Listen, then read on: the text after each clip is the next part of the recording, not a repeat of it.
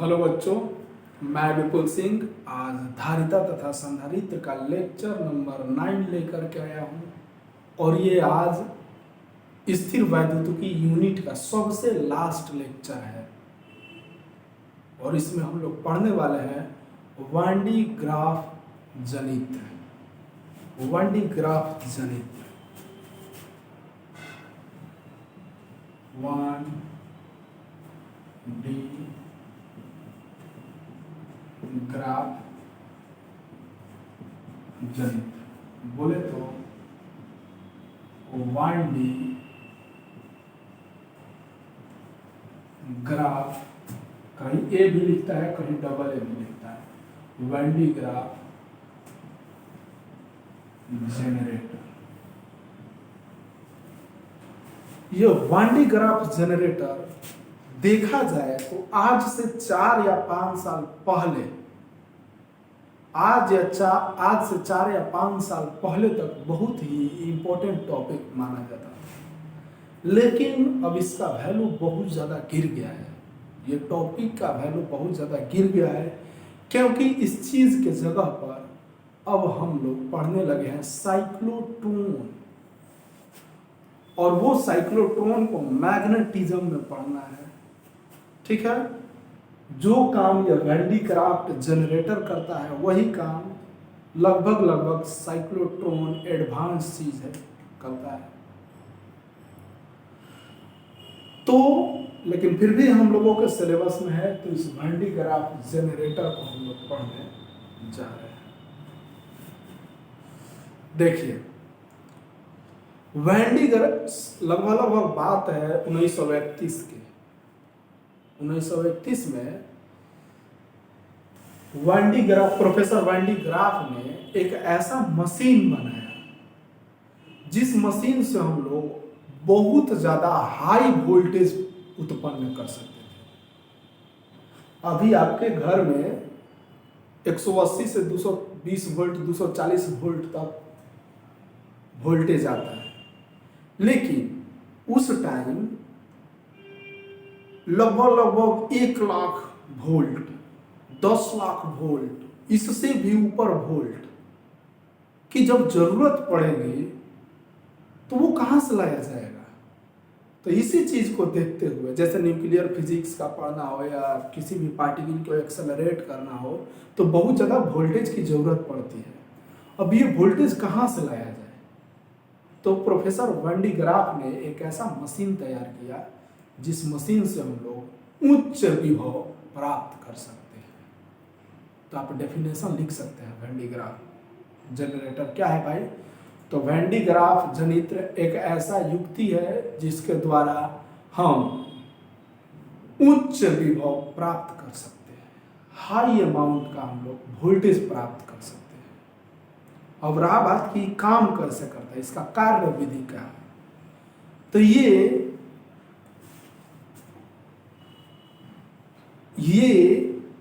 चालक के नुकीले भागों के सिद्धांत पर काम करता है। माने कौन चालक का सतह नुकीला है या कैसा है, इस पर यह कार्य करता है। इसका प्रिंसिपल है कैसे, तो देखिए अभी ये कैसे काम करता है हम आपको बताने जा रहे हैं। फिर उसके बाद में इसका कंस्ट्रक्शन देखेंगे, कैसे बनाते हैं, फिर ये कैसे काम करता है, क्या फिजिक्स लगता है, सब कुछ देखने वाले हैं। लेकिन इन सबसे पहले हम ये देखते हैं कि नुकीले भागे को कार्य विधि क्या है वो देख लेते हैं। यानी बोले तो वैंडी ग्राफ जनरेटर कैसे काम करता है, यानी बोले तो नुकीले भागों का कार्य। नुकीला भाग कार्य कैसे करता है, ध्यान से देखिए। जब किसी सतह पर हम लोग आवेश देते हैं तो किस जगह पर कितना आवेश रहेगा ये उस सतह के बनावट पर निर्भर करता है।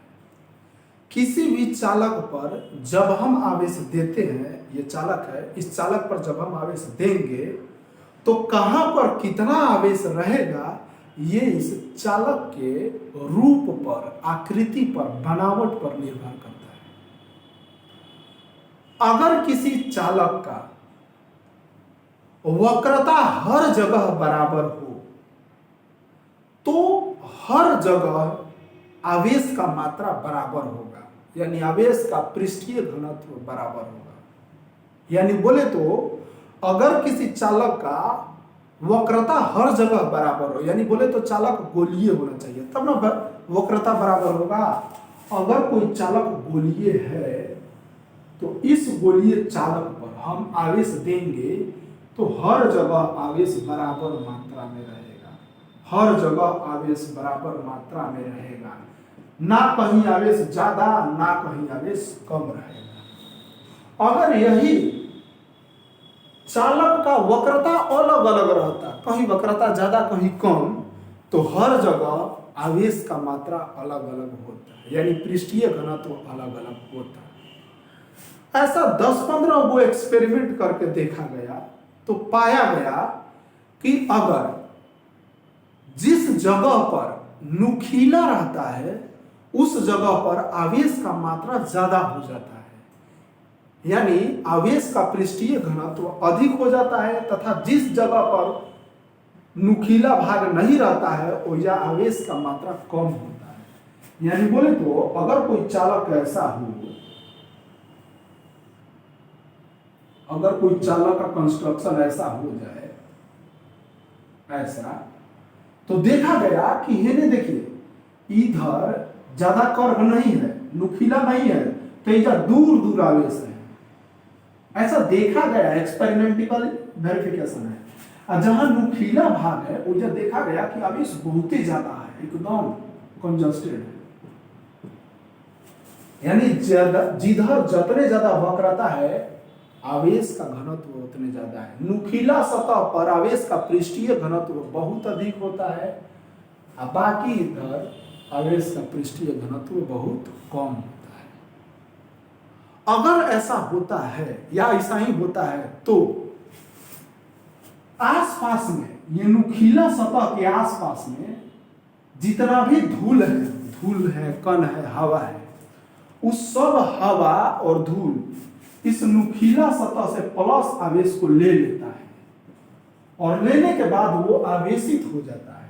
अब धूल जैसे है, बहुत सारा धूल कण है, ये सभी धूल कण इस नुकीले भाग से आवेश को ले करके और आवेशित हो जाते हैं और आवेशित होने के बाद में दूसरे से धक्का मार कर दूर भागने लगते हैं और इस प्रकार से इस सतह से आवेश निकल जाता है।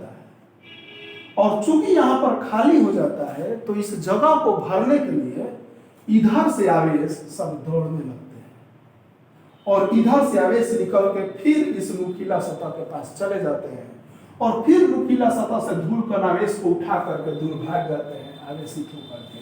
इस प्रकार से फिर यहाँ खाली हो जाता है, फिर इधर से आवेश दौड़ते हैं, फिर धूल कण उठा करके भाग जाता है। इस प्रकार से ये चालक बहुत जल्दी डिस्चार्ज हो जाता है। इसीलिए आपके घर का जो मोबाइल चार्जर होता है उसका पिन पतला होता है, नुकीला होता है। कभी आपने सोचा है कि वो नुकीला क्यों होता है? मोबाइल का जो चार्जर होता है वो नुकीला होता है। क्यों? क्योंकि बोर्ड से चार्जर आते हैं और चार्जर आके नुकीला भाग पर जाते हैं और नुकीला भाग का गुण यह है कि बहुत जल्दी अपने पास से चार्ज को लॉस कर देता है। आसपास में हवा हो या धूल कण यहां से चार्ज को ले जाके भाग जाते हैं। अब जैसे ही नुकीला सतह के पास से आवेश आता है तो आपका मोबाइल का बैटरी उसको अपने पास ले लेता है, तुरंत खाली हो जाता है। इस खाली जगह को भरने के लिए फिर से उधर से चार्ज आता है, फिर मोबाइल आपका ले लेता है, फिर से चार्ज उधर से आता है, फिर आपका मोबाइल लेके चल जाता है, जिसके कारण बहुत जल्दी आपका मोबाइल फोन चार्ज हो जाता है। इसीलिए चार्जर का जो पिन होता है वो नुकीला बनाया जाता है। इसे नुकीले भागों का कार्य विधि कहते हैं या नुकीले भागों का आवेश का विसर्जन विधि भी कहते हैं। कोनो दिक्कत? यही नुकीला सतह का काम है। 1 मिनट में रिकैप करता हूं, थोड़ा सा समझिएगा तब जाकर वैंडीक्राफ्ट जनरेटर समझ में आएगा। किसी भी वस्तु पर आप आवेश देंगे तो वो कहां पर कितना आवेश रहेगा वो उसके बनावट पर निर्भर करता है। अगर वस्तु का वक्रता हर जगह बराबर है तो हर जगह बराबर मात्रा में आवेश होगा। लेकिन देखा गया कि किसी वस्तु के जिस भाग में नुकीला ज्यादा हो तो नुकीला सतह पर आवेश बहुत ज्यादा होता है, लेकिन दूसरे सतह पर आवेश बहुत कम हो जाता है। नुकीला सतह पर आवेश ज्यादा होने के कारण इस सतह के आसपास के हवा या धूल कण इस आवेश को ले लेते हैं और लेने के बाद चार्ज हो जाते हैं। अब चूंकि यहाँ से प्लस चार्ज लेगा हवा के कण, तो हवा का कण आवेशित हो जाएगा, आवेशित होकर दोनों धक्का मारेगा प्लस प्लस और दूर भाग जाएगा, और इस प्रकार से यहाँ से ये वस्तु डिस्चार्ज हो जाता है। अब इधर तो आवेश था, अब इधर से आवेश दौड़ता है इस खाली जगह को भरने के लिए, फिर हवा इसको उठा के भाग जाता है, फिर ये जगह खाली, फिर आवेश है जैसे दौड़ेगा भरने के लिए, फिर हवा उठा के भाग जाएगा, फिर खाली। इस प्रकार से अंततः ये वस्तु बहुत जल्दी डिस्चार्ज हो जाता है। तो नुकीला भाग का यह काम है कि उसके पास से आवेश बहुत जल्दी डिस्चार्ज होता है। कोनो दिक्कत? कोनो दिक्कत। अब आइए वैन डी क्राफ्ट जनरेटर क्या होता है, अब आपको समझ में आएगा। इसी सिद्धांत पर वैन डी क्राफ्ट जनरेटर को प्रोफेसर वैन डी क्राफ्ट ने बनाया है।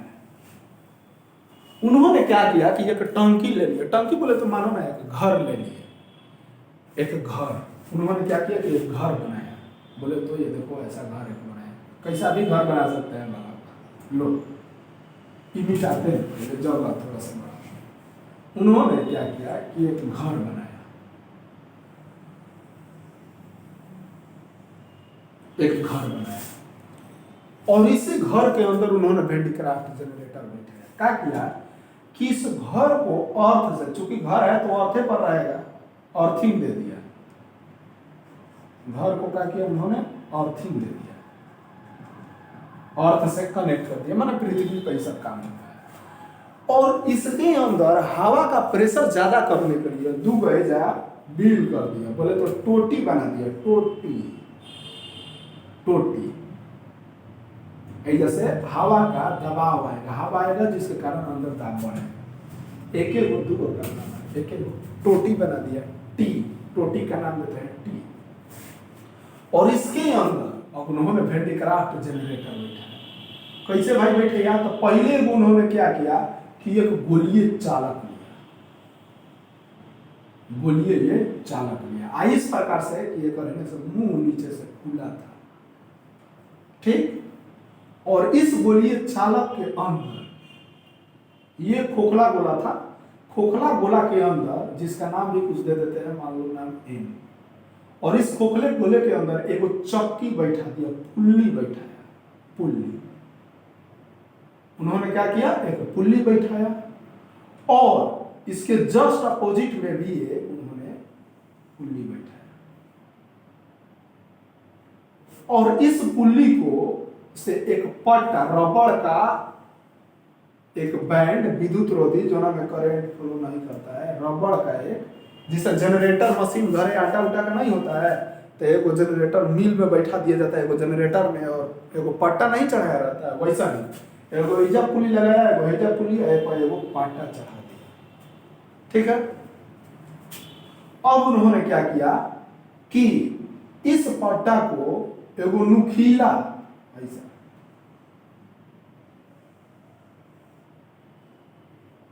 नुकीला चालक लगा दिया, नुकीला चालक लगा दिया, और इस चालक को बहुत ज्यादा विभवांतर से जोड़ दिया, बहुत ज्यादा विभवांतर, यानी लगभग 10,000 वोल्ट, 10,000 से 20,000 वोल्ट के जैसे विभवांतर देने के लिए। और ये जो ऊपर वाला पट्टा था, ये पट्टा, इस पट्टा को क्या किया उन्होंने कि इस पट्टा पर एक कंघी जैसा ऐसे लगा दिया, ठीक है। उन्होंने इतना काम किया, ऐसे यही है बनावट आपका वैन डी क्राफ्ट जनरेटर का। इस तरह से उन्होंने वैन डी क्राफ्ट जनरेटर का एकदम सिंपल फिगर बनाया है, तनिको झोल झाल है। अब चाहते तो हम है जैसे वही से स्टैंड भी खड़ा कर दे, मान लो वही से स्टैंड लगा दिया,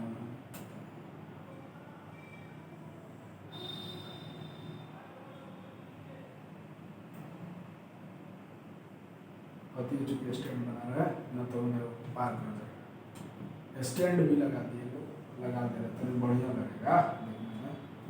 स्टैंड हमने लगा दिया। अब देखो अब कैसे ये काम करता है, इसका क्या है फिर कंस्ट्रक्शन आप देख लो भाई।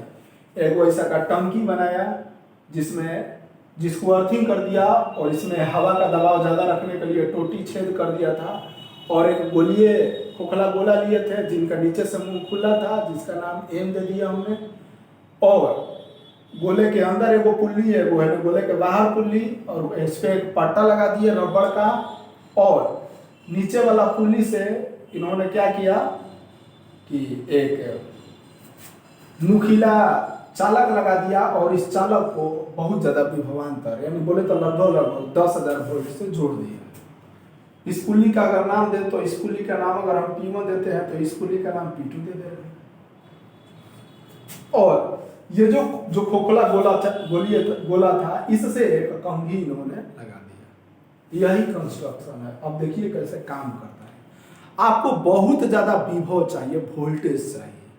अब बहुत ज्यादा वोल्टेज के लिए विभव का फॉर्मूला होता है 1/4πε0 Q/R। अगर जितने ज्यादा आवेश का मात्रा बढ़ेगा उतने ज्यादा वोल्टेज बढ़ेगा। सिंपल सा बात है। हमको ये 10 लाख से ऊपर वोल्ट चाहिए, 10 लाख वोल्ट से भी ऊपर चाहिए। तो हमने क्या किया कि हम जो P2 पुली आप देख रहे हैं इससे एक नुकीला सतह जोड़ा गया है। अब इस सतह को हमने 10,000 लगभग 10,000 वोल्ट के बैटरी से या बोले तो सोर्स से जोड़ दिया। अब क्या होगा, यहां से आवेश निकल के नुकीला चालक पर आएगा। अब यहां पर आएगा और हम किसी भी तरीके से इस पुल्ली को घुमाया, बोले तो वो मोटर लगा के, विद्युत मोटर लगा के, और पुल्ली के हमने क्या किया कि इसे घुमा दिया। विद्युत मोटर लगा दिया जो से पुल्ली उका हो गया, घूमने लगा। अब ये पुल्ली घूमा तो यहां से आवेश क्या होगा, इस नुकीले सतह से इस पट्टा पर आ जाएगा। चूंकि ये पट्टा विद्युत रोधी है इसलिए रबड़ का है, आवेश से फैलेगा नहीं। जहां आवेश रहेगा वही रह जाएगा। मान लो आवेश से निकल के ये पट्टा पहने आ गया। अभी घूमा पुल्ली तो अभी आवेश से जैसे पट्टा आगे बढ़ा, अब भाई आवेश से उठते उठते आया है जब कंघी के पास। अब कंघी ये चालक है। अब ये आवेश इस चालक के तरफ से होके कहां आ जाएगा, खोखला गोला के सतह पर क्या होता है, जब आवेश देते हैं तो खोखले गोले के चारों ओर आवेश बट जाता है बराबर मात्रा में। तहेजा से आवेश पट्टा के द्वारा हो करके और कंघी के द्वारा होते हुए कहां आ गया, इस चालक पर। एक चक्कर मारा, फिर दूसरा चक्कर जब मारेगा तो फिर यहां से नुकीले सतह से आवेश निकलेगा, पट्टा पर आएगा और पट्टा से कंघी पर, कंघी पर से फिर यहाँ, फिर तीसरा चक्कर मारेगा तो ऐसा ही, चौथो चक्कर मारेगा तो आवेश से आ जाएगा, पांचों चक्कर मारेगा आवेश से यहाँ आ जाएगा। ऐसा ही लगातार करने से, लगातार इस पट्टा को घूमने से हेजा आवेश की मात्रा बहुत ज्यादा हो जाएगा। और जब आवेश का मात्रा बहुत ज्यादा हो जाएगा तो जब आवेश बढ़ जाएगा तो वोल्टेज भी बढ़ जाएगा। आवेश का मात्रा बहुत ज्यादा हो जाएगा, बहुत ज्यादा हो जाएगा, इसलिए विभव भी यहाँ पर बहुत ज्यादा उत्पन्न हो जाएगा। और इस प्रकार से हैंडीक्राफ्ट साहब ने बहुत ज्यादा विभव उत्पन्न करने वाला मशीन बना डाला। ठीक है, तो इस तरीके से हम लोग कम विभव से 10,000 वोल्ट से 10 लाख वोल्ट या उससे भी ज्यादा हम लोग उत्पन्न कर सकते हैं इस मशीन के द्वारा। कुछ नहीं करना है, 2 पुल्ली है भाई, एक पुल्ली पर हम ज्यादा वोल्टेज से जोड़े, आवेश जा रहा है, यही आवेश इस कंघी से होते हुए सतह पर आ जा रहा है। लगातार ऐसे करने पर यहाँ पर बहुत ज्यादा आवेश आ जा रहे हैं, इस प्रकार से बहुत ज्यादा वोल्टेज उत्पन्न हो जा रहे हैं, और इसी को हैंडीक्राफ्ट जनरेटर कहते हैं। हैंडीक्राफ्ट जनरेटर एक ऐसा मशीन है जिसके द्वारा हम उच्च मात्रा में विभव उत्पन्न कर सकते हैं। कोनो दिक्कत नहीं। इसका कार्य विधि क्या है, तो यह चालक के नुकीले भागों के कार्य विधि के आधार पर काम करता है। अब इसका यूज क्या क्या है भाई, तो इसको हम लोग जैसे कि प्रोटॉन, ड्यूटेरियम, इस सब को एक्सेलरेट करने के लिए यूज करते हैं। न्यूक्लियर फिजिक्स में इसको हम लोग यूज करते हैं। एक्सरे को हम लोग प्रोसीड करने के लिए इसको यूज करते हैं। तो बहुत सारा इसका यूज भी है, लाभदायक भी है, और इसका हानि भी है, डिमेरिट भी है। कि भाई ज्यादा वोल्टेज उत्पन्न कर देगा तो ये खतरनाक है, मार देगा कि कबूतर उबूतर बन जाइएगा, छुइएगा मार देगा, तुरंत काला हो जाइएगा। इसका हानिकारक भी है, ज्यादा वोल्टेज होने के कारण खतरनाक भी है। फिर से इसका शेप साइज बहुत बड़ा होगा, इसलिए इस प्रकार से ये हानिकारक भी है। तो बालक हो गया, ये आपका लास्ट लेक्चर था स्थिर वैद्युतिकी का। अब ऐसा कोई लेक्चर नहीं है, कोई टॉपिक नहीं है जो छूटा है। आप किसी भी बुक को खोल कर देख सकते हैं, टोटल लेक्चर को डील कर दिया गया। ओके, आपका टोटल लेक्चर को डील कर दिया गया है। अब बात है क्वेश्चंस का। तो सैटरडे और संडे 2 दिन जितना भी आपको मैंने ऑब्जेक्टिव्स दिया है, लगभग 200 ऑब्जेक्टिव्स है इस यूनिट में, 200-250 हम अपने से प्रिपेयर किए हैं। तो वो 200 ऑब्जेक्टिव्स आपको सैटरडे संडे, क्लास खुले क्लास ना खुले, 2 दिन कराएंगे। और नेक्स्ट जो वीडियो आएगा लेक्चर का, वो किरचॉफ लॉ से स्टार्ट होगा, क्योंकि इससे पहले आपको मैंने क्लास में पढ़ा चुका है। तो विद्युत परिपथ चैप्टर का किरचॉफ लॉ आपको अगले लेक्चर में मिलेगा। आप कंफ्यूजन में ना रहे, ये सब स्थिर वैद्युतिकी का था। क्लास में जो चल रहा है वो धारा विद्युत चल रहा है। ओके, कोई बात नहीं। Thank you, all the best. मिलते हैं नेक्स्ट एपिसोड में।